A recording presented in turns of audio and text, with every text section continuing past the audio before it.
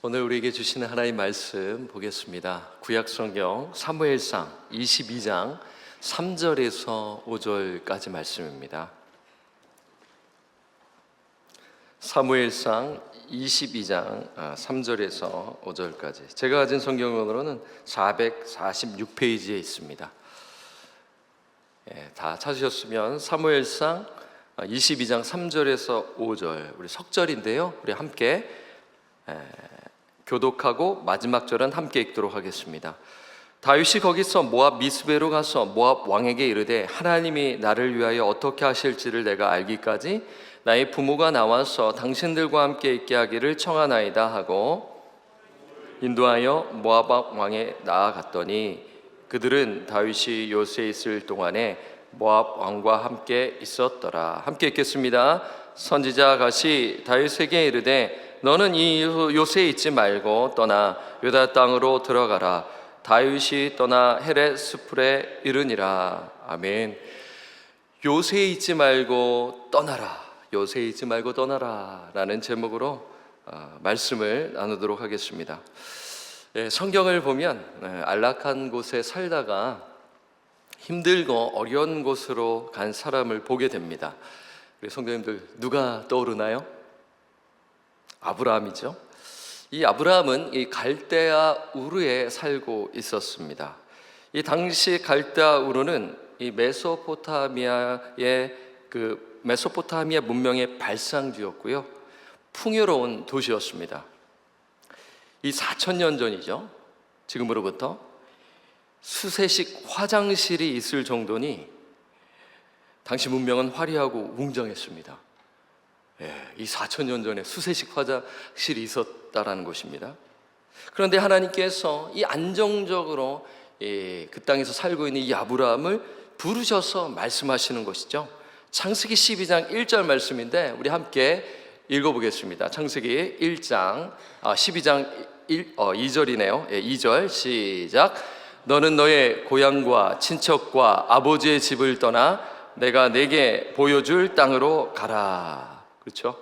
이렇게 하나님께서는 아브라함에게 말씀하셨어요. 가나안 땅으로 가라. 하나님은 그 황량한 가나안 땅으로 아브라함을 보내셨습니다. 성도님들, 오늘 본문도 그렇습니다. 하나님은 다윗에게 요새에 있지 말고 떠나라고 하세요. 하나님은 왜 다윗에게 요새에 있지 말고 떠나라고 말씀하셨을까입니다. 그리고 다윗이 요새에 있는 것이 어떤 의미였는가입니다. 오늘 저는 이 부분을 함께 이 본문을 중심으로 나누도록 하겠습니다. 오늘 본문 말씀을 드리기 전 2개월 전에 나누었던 말씀을 잠깐 이렇게 말씀을 드릴게요. 지난 3월입니다. 저는 이제 3월에 아둘람 공동체라는 제목으로 말씀을 나누었어요. 혹시 기억나실지 모르겠어요. 이 아둘람은 다윗이 블레셋 가드의 망명을 갖다가 실패하고 이동한 곳이죠. 이 다윗은 이 블레셋 가드에서 처절한 실패를 경험했잖아요. 이 목숨을 이제 부지하고 다윗은 이제 어디로 가냐면 아둘람 굴로 이동하는 것입니다. 거기서 이제 감사하게 이 다윗은 아둘람 공동체를 이루게 됩니다. 다윗은 상처 입은 심령을 위로해 주죠. 다윗 역시 다른 사람들로부터 위로를 받습니다. 그리고 다윗은 무엇보다도 리더로서 훈련을 받게 되는 것이죠. 이 아둘람 공동체는 다윗에게 있어서 참 축복의 시간으로 생각할 수가 있어요. 그런데 이 다윗은 다른 곳으로 이동해야 했지요. 그가 이동한 곳은 어디냐면 오늘 본문 말씀을 보니까 모압입니다. 다윗이 모압으로 간 이유는 무엇일까입니다. 이 아둘람 굴에 이 사람이 많아 사울에게 발각될 위험이 있었기 때문인 것이죠. 지금 다윗은 도망자 신세입니다. 억울한 도망자 신세이죠. 다윗이 또 모압으로 간 이유는 또 무엇이냐면 이 다윗에게는 연로하신 부모님이 함께 있었기 때문입니다. 이 다윗의 부모님은 사울의 폭정으로 인해 아둘람 굴로 오셨어요. 그런데 이 아둘람 굴이 부모님에게는 일시적으로 잠시나마는 안전할 수 있어요. 하지만 이 사울 때문에 이 안전한 거처가 될 수가 없는 것이죠. 그리고 다윗 역시 이 도망자로서 이렇게 생활하기에는 참 힘든 곳이었죠. 그래서 다윗은 이 모압에 가기로 선택합니다. 자, 3절을 보게 되면 이렇게 나와 있어요. 상반절을 보게 되면 이렇게 나와 있죠. 다윗이 거기서 모압 미스베로 가서, 지금 다윗이 어디에 있다가 모압 미스베로 갔나요? 아둘람 굴에서입니다. 거기서라는 것은요, 이 아둘람은 예루살렘으로 기준으로서 서쪽에 있다고 보시면 되고요, 이 모압 미스베는 어디 있냐면 이 요단강에서 동편, 그러니까 동쪽에 있는 것이죠. 지도를 보게 되면 사해 동쪽에 있는 곳입니다. 그러니까 서쪽에서 동쪽으로 좀 거리가 좀 상당한데 그곳으로 이동한 것이죠. 이 미스베는 전망대라는 뜻을 갖고 있습니다. 전망대니까 어떻습니까? 탁 트인 시야를 제공하는 지형이라 할 수가 있어요. 한마디로 요새라고 할 수가 있는 것입니다.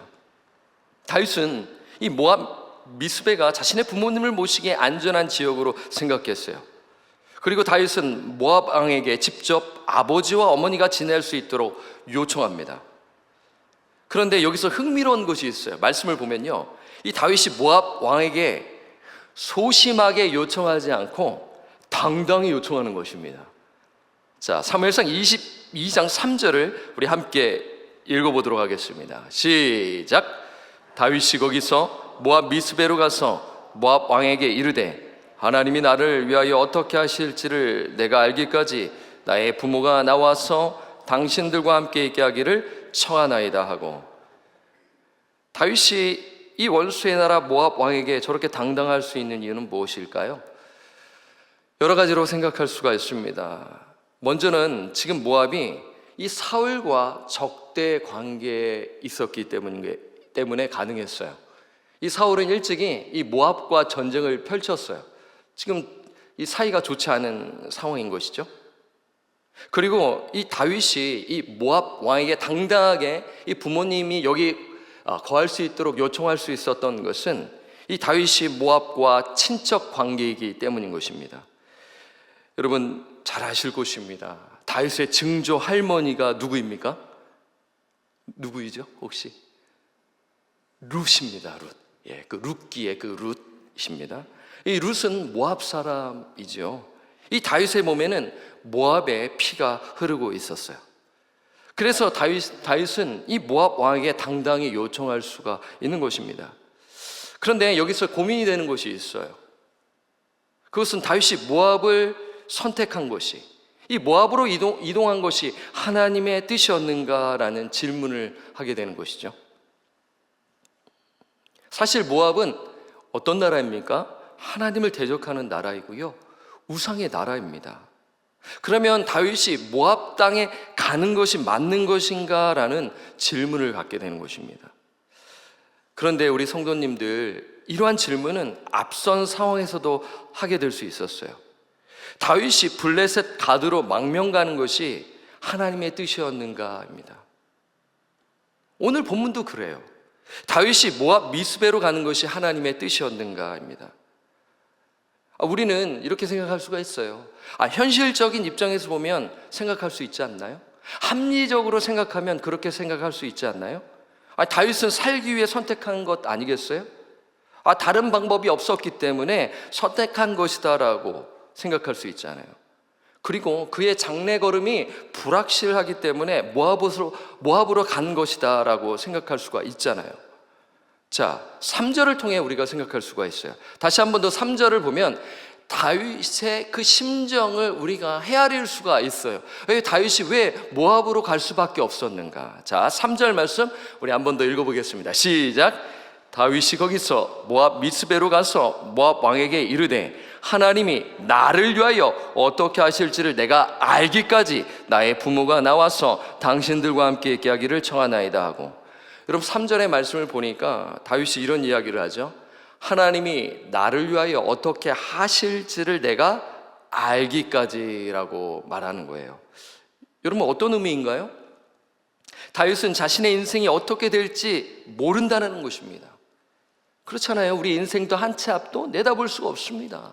내일 무슨 일이 일어날지 하나님만이 아시지 않습니까? 우리는 모릅니다. 다윗 역시 그렇습니다. 물론 그렇다고 해서 다윗이 하나님 믿는 믿음이 없는 것은 아니죠. 다윗은 하나님께서 자신의 인생을 인도해 주실 것을 믿었어요. 그러나 다윗은 자신이 마주한 현실이 답답하고 두려운 것입니다. 그래서 다윗은 이 가드로 피신한 것처럼 오늘 본문에서도 모압 미스베로 피난한 것을 선택한 것이에요. 그런데 오늘 말씀을 이렇게 묵상하고 또 전체적으로 이렇게 흐름을 보게 되면 이 사무엘상 22장, 23장, 24장 이렇게 끝까지 사무엘상을 끝까지 보게 되면 다윗의 선택이 인간적인 선택이라고 생각할 수가 있어요.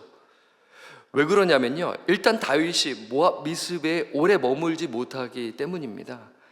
본문 말씀 5절을 보면 알 수 있는데 5절 상반절을 제가 이렇게 읽어드리겠습니다. 선지자 갓이 다윗에게 이르되 너는 이 요새에 있지 말고 떠나. 하나님께서 갓 선지자를 통해 다윗에게 모압을 떠나라고 말씀하셨어요. 이러한 상황 블레셋 가드에서도 그랬잖아요. 다윗은 가드에서 오래 머물지 못합니다. 그는 거기서 조금 오래 머물고 좀 안식처로 생각하여 피난을 했는데 잠시 있다가 떠나게 될 수밖에 없었어요. 이 모압 미스베도 마찬가지인 것입니다. 사실 다윗은 이 가드로 갔었을 때 성공할 확신이 있었어요. 왜 그렇습니까? 이 다윗은 골리앗의 칼을 들고 이 골리앗의 고향 가드에 가면 사람들이 환영해 줄 줄 알았어요. 이야, 우리의 장수를 물리친 이 적군이지만 이 다윗이 오게 되면 참 좋겠다라는 생각으로 다윗은 생각했잖아요. 하지만 그렇게 되지 못하죠. 그의 망명은 실패하게 됩니다. 왜 그렇습니까? 이 가드에 있는 것이 하나님의 뜻이 아니었기 때문인 거예요. 모압도 그래요. 이 모압 미스베도 그래요. 그래서 다윗은 모압에서도 오래 머물지 못하게 됩니다. 단순합니다. 모압에 있는 것이 하나님의 뜻이 아니었기 때문입니다. 그러면 우리는 다윗이 지금 이 모압 미스베로 간 것이 다윗의 개인적 판단에 따라 가게 되었음을 알 수가 있는 것입니다. 우리 역시 마찬가지 아니겠어요? 인간적인 선택을 할 유혹이 찾아옵니다. 비즈니스를 운영할 때 세상에서 다 이렇게 하지 않아? 세상의 가치관과 통념과 이러한 흐름 속에 하려는 유혹이 오는 것이죠. 직장생활 가운데도 마찬가지예요. 직장생활 이렇게 했더니 잘 되더라 하면서 하나님의 방법이 아닌, 하나님의 말씀대로가 아닌 세상의 철학과 지혜를 갖고 선택하려는 유혹이 오는 것이죠. 그리고 자녀들을 양육할 때도 그렇습니다.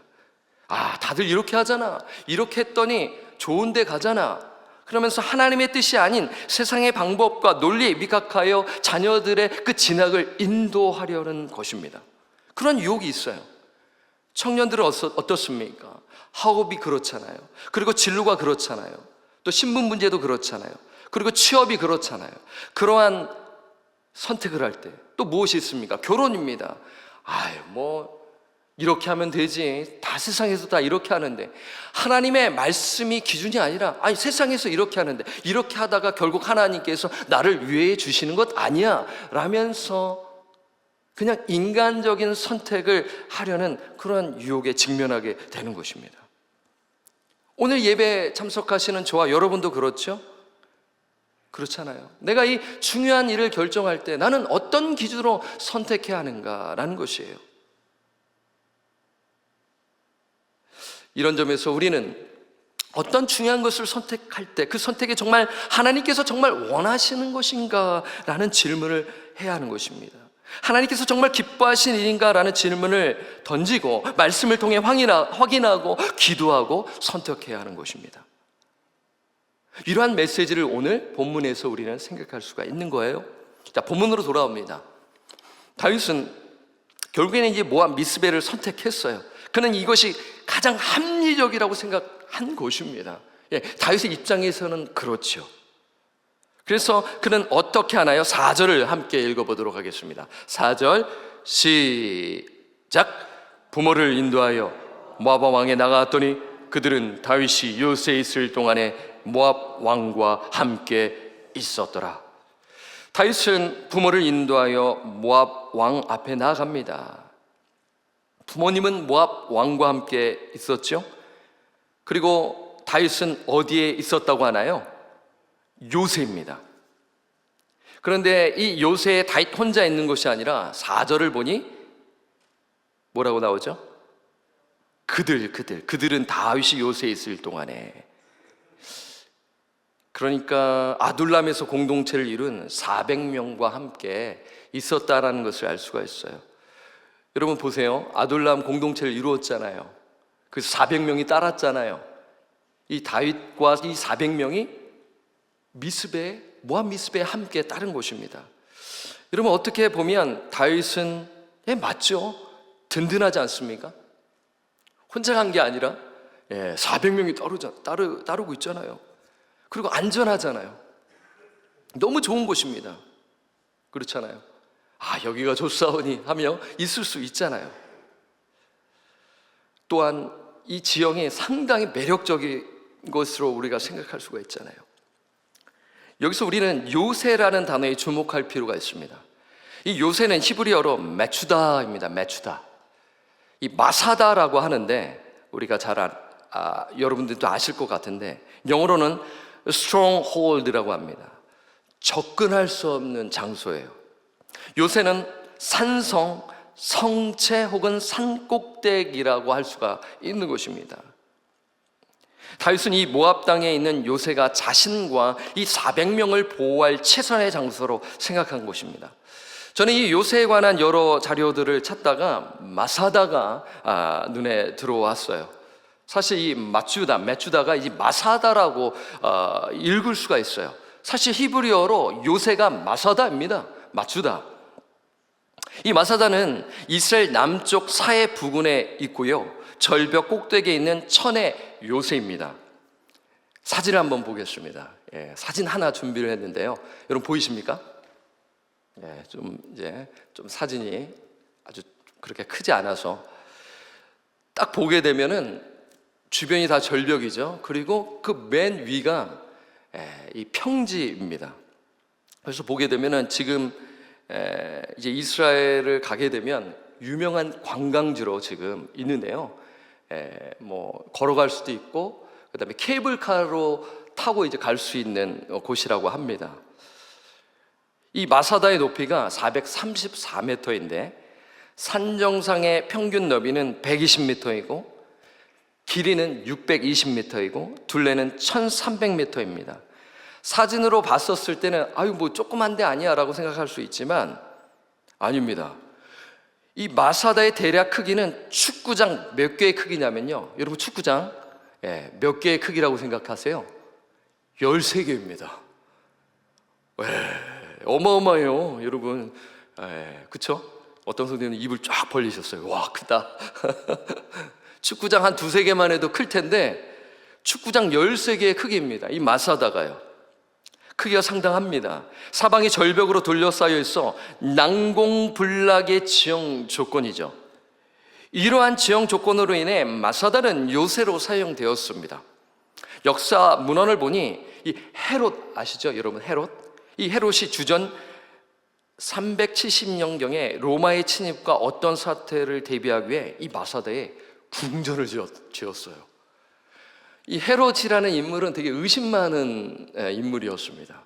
그래서 이 로마가 나를 배신할 것 같다라는 그런 생각이 들어서 그런지 최후의 그 안식처로서 이 마사다에 화려한 궁전을 지은 것이죠. 로마가 자신을 배신할 때 자신의 그 안전을 대비하기 위해서 이 마사다의 궁전을 만들었죠. 그러니까 마사다가 최후의 피난처인 것입니다.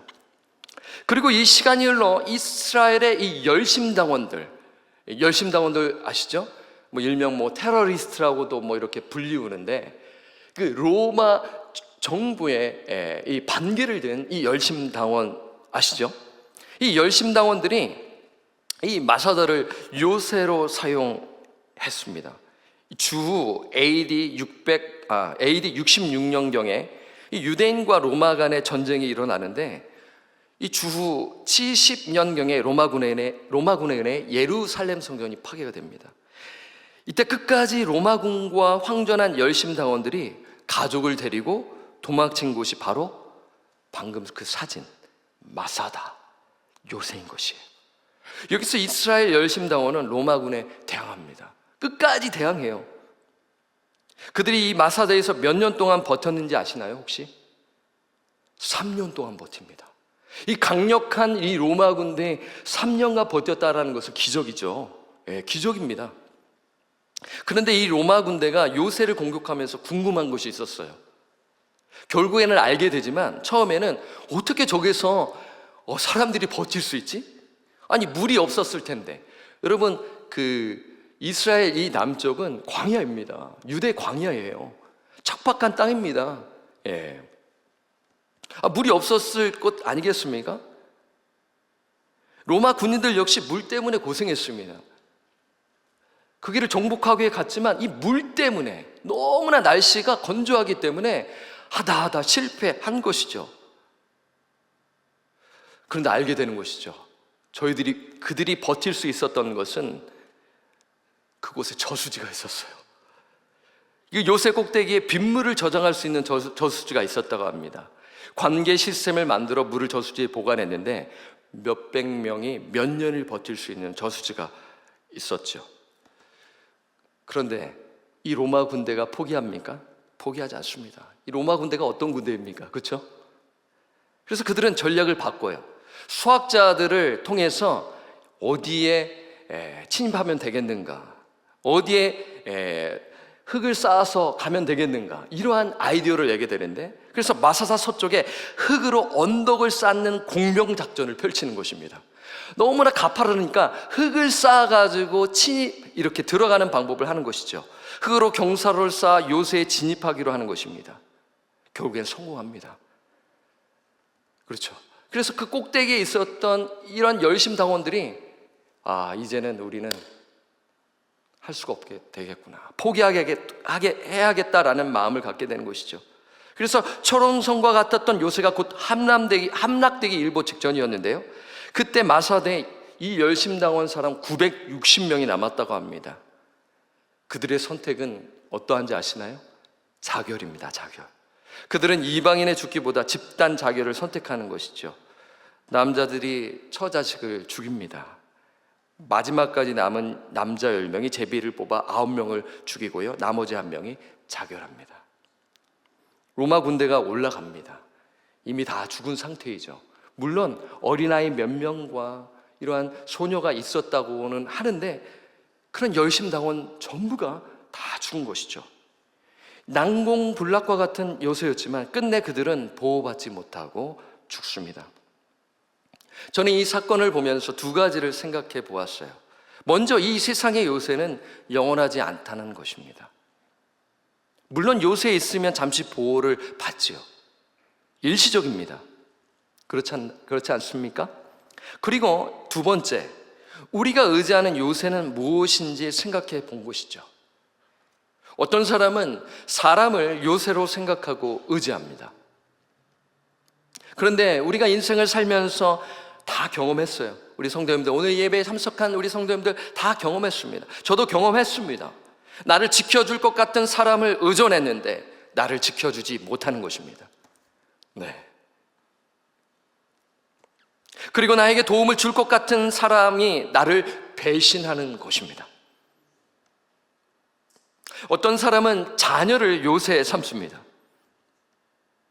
하지만 알게 되죠. 자녀 역시 요새가 될 수 없다라는 것을요. 일찍이 알았으면 내가 그렇게 하지 않았을 텐데 뒤늦게 후회하는 것입니다. 어떤 사람은 요새가 재물일 수 있어요. 이 재물이 요새가 될 수가 있는 것입니다. 나를 지켜줄 것 같은 그 재산과 물질이 잠시 나를 편하게 해주지만 결국에는 그 재물이 요새가 될 수 없음을 알게 되는 것이죠. 진정한 안식과 평안을 주지 못한다는 것을 알게 되는 것입니다. 내가 그 재물을 얻게 되면 편안해지는 것은 있지만 평안은 없구나. 내가 그것을 유지하기 위해 내가 정말 고단하게 나아가야 되는 그런 부분에서 스트레스를 받고 이러면서 바쁘게 살면서 성취했지만 성공했지만 내가 그게 요새라고 생각했지만 그게 요새가 되지 못함을 깨닫게 되는 것이죠. 사랑하는 성도 여러분, 여러분의 요새는 무엇입니까? 다윗은 자신이 선택한 요새가 자신을 보호해 줄 것 같다고 판단했습니다. 탁월한 선택입니다. 우리가 봐도 정말 탁월한 선택입니다. 그래서 모압 미스베에 갔잖아요. 인간적인 기준으로 봤을 때는 탁월한 것입니다. 그렇지 않습니까? 모압의 피가 흐르고 있었기 때문에, 또한 정치적으로 봤었을 때는 지금 사울과 모압이 대적 관계에 있었기 때문에 지금은 내 편이 돼줄 거야 라며 들어간 선택은 탁월했습니다. 하지만 하나님 보시기에는 아닌 것이죠. 그래서 하나님께서 어떻게 말씀하시나요? 그래서 5절 말씀을 보게 되면 우리는 하나님의 뜻을 알 수가 있는 것입니다. 자, 5절 말씀이 중요합니다. 함께 읽겠습니다. 시작. 선지자가 다윗에게 이르되 너는 이 요새에 있지 말고 떠나 유다 땅으로 들어가라. 다윗이 떠나 헤레스불에 이르니라. 지금 선지자 갓을 통해 하나님의 뜻이 다윗에게 전달되는 것입니다. 여러분, 이 말씀을 잘 보세요. 하나님께서 도피 생활한 다윗에게 처음으로 갓 선지자를 통해 말씀하시는 장면입니다. 근데 그 말씀이 뭐예요? 처음 하시는 말씀이 뭐예요? 요새에 있지 말고 뭐하라? 떠나라. 여러분, 이 문장은 단호한 명령어입니다. 떠나주겠니? 뭐 이런 것이 아니라, 옵션이 아니라 명령어이죠. 그렇지 않습니까? 좀 보세요. 요새에 있지 말고 떠나 유다 땅으로 들어가라는 것 아니겠습니까? 네. 하나님은 왜 다윗에게 요새에 있지 말고 떠나라고 했을까요? 여러 가지로 생각할 수가 있어요. 다윗이 모압 사람들과 교류하면서 모압과의 조약을 체결할 가능성이 높기 때문이에요. 그렇게 친하게 지내다 보면 서로 조약을 맺을 수가 있잖아요.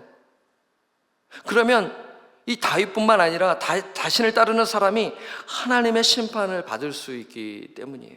신명기 23장 2절에서 6절 말씀을 보게 되면 하나님께서는 모압 사람들과 조약을 맺지 못하게 하지 말라고 말씀하셨잖아요. 그래서 선지자 갓은 다윗에게 요새에 있지 말고 떠나라고 하시는 것이죠. 그리고 설교 서두에 말씀을 드렸어요. 왜 요새 이 모압 미스베에 있지 말고 떠나라고 하셨는가? 그 질문과 동시에 그리고 요새를 떠나라는 것은 어떤 의미인가? 그것은 인간적인 보호수단을 포기하라는 것입니다. 너가 의지하는 것을 내려놓으라는 것이지요. 그리고 다윗에게 유다 땅으로 들어가라고 하신 것입니다. 5절을 다시 한 번 더 읽어보도록 하겠습니다. 자, 5절 다시 한 번 더 읽어보겠습니다. 시작. 선지자가 다윗에게 이르되 너는 이 요새에 있지 말고 떠나 유다 땅으로 들어가라. 다윗이 떠나 헤레스풀에 이르니라. 그렇죠. 그런데 이 말씀 여러분 다윗의 입장에서 한번 생각해 보세요. 이해가 되질 않습니다. 어디에 들어가라고 하세요? 떠나는 것을 알겠는데 어디에 들어가라고 하세요? 유다 땅으로 들어가는 것입니다. 유다. 여러분, 유다 땅에 누가 있어요? 사울이 있잖아요. 하나님은 다윗에게 사울이 서슬퍼렇게 있는 그곳에 가라고 하시는 것입니다.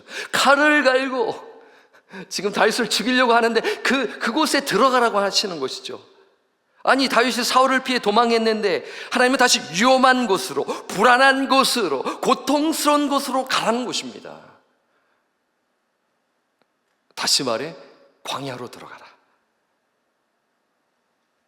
아주 쉽게 말씀드리면 이것이에요. 너 환난 땅으로 들어가. 하나님 왜 유다 땅으로 들어가라고 말씀하셨을까요? 지금 다윗이 환난을 피하는 것보다 더 중요한 것이 있기 때문입니다. 그것은 환난을 통해 그의 삶이 변화되는 것이기 때문이에요.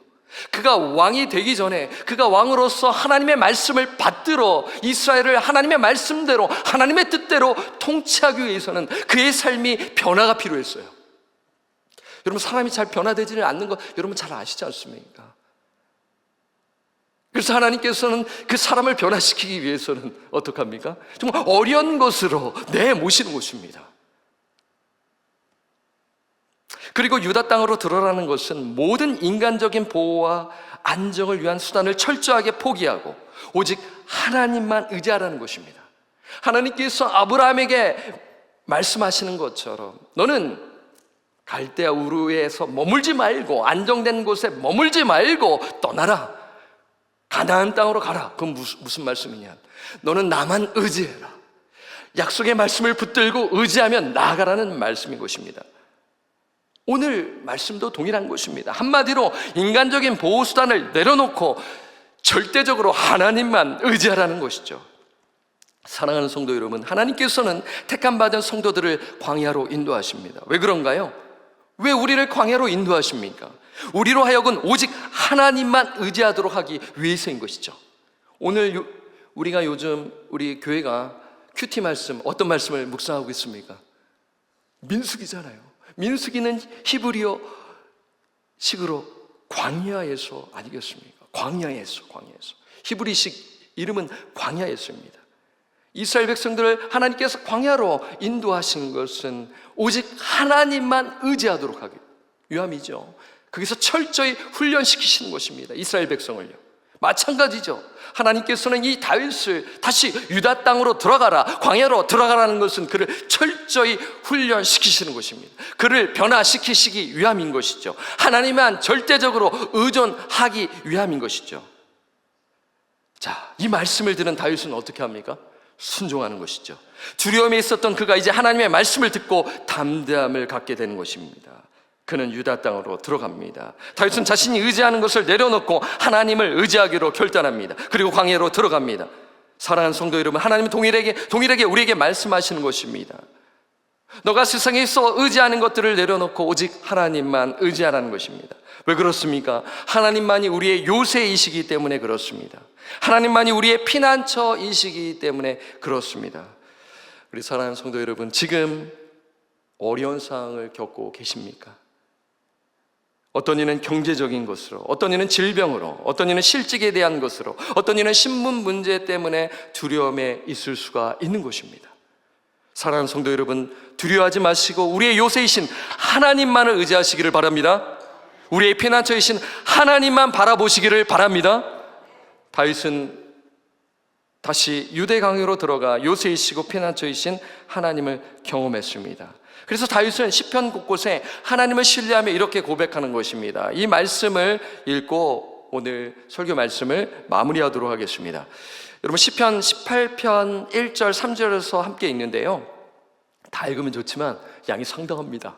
그래서 1절에서 3절을 읽고 나머지는 숙제를 드리겠습니다. 저도 오늘 이 말씀을 드리기 전에 저도 숙제를 좀 미리 해야 되잖아요. 그래서 저도 시편 18편을 끝까지 한번 쭉 읽어봤어요. 소리 내서 읽어봤는데 여러분들도 한번 숙제로 드리는데, 먼저 이 시편 18편의 제목을 한번 읽어보도록 하겠습니다. 우리가 보통 좀 제목을 안 읽는데 제목을 읽고 1절에서 3절을 한번 읽어보면 좋겠습니다. 제가 제목을 먼저 읽어보겠습니다. 시편 18편의 제목 한번 띄워주시면 감사하겠습니다. 슬라이드가 안 나오네요. 네. 그러면 여러분 한번 찾아봐 주시면 좋겠습니다. 시편 18편, 여러분 시편 18편을 한번 찾아보셨으면 좋겠어요. 이 제목을 보게 되면 상당히 좀 도움이 되기 때문에 좀 힘드시더라도 시편 18편 우리 제목을 우리 함께 읽어보겠습니다. 자, 시편 18편 제목을 여호와의 종으로 시작하죠. 읽어보겠습니다. 시작. 여호와의 종 다윗의 시, 인도자를 따라 부르는 노래. 여호와께서 다윗을 그 모든 원수들의 손에서와 사울의 손에서 건져주신 날에 다윗이 이 노래의 말로 여호와께 아뢰어 이르되, 1절을 제가 읽겠습니다. 나의 힘이신 여호와여, 내가 주를 사랑하나이다. 2절 시작. 반석이시요 나의 요새이시요 나를 건지시는 이시요 나의 하나님이시요 내가 그 안에 피할 나의 바위이시요 나의 방패시요 나의 구원의 뿌리시요 나의 산성이시로다. 아멘. 3절 함께 읽겠습니다. 시작. 내가 찬송받으실 여호와께 아뢰리니 내 원수들에게서 구원을 얻으리로다. 아멘. 나머지 시편은 집에서 묵상하시기를 바라고요. 우리의 요새이시며 피난처이신 하나님만을 의지하며 사시는 저와 우리 성도님들 되시기를 주님의 이름으로 부탁드리고 간절히 축원합니다.